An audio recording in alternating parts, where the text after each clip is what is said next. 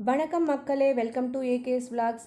எப்போவுமே வைகாசி பிரம்மோற்சவத்தன்னைக்கு கோயிலாண்ட நிறைய ஷாப்ஸ் போடுவாங்க.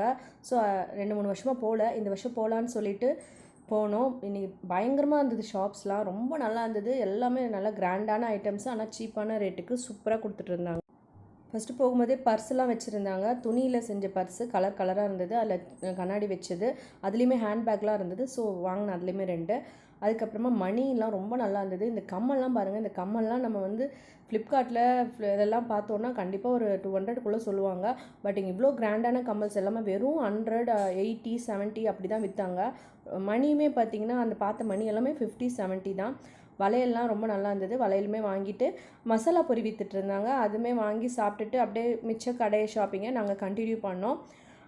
நிறைய இருந்தது, பொம்மைங்கள்லாம் இருந்தது, பூலாம் பிளாஸ்டிக் பூ பொம்மை எல்லாம் இருந்தது, ஜாடி எல்லாம் இருந்தது. முடிஞ்ச வரைக்கும் வாங்கிட்டு வீட்டுக்கு வந்துட்டோம்.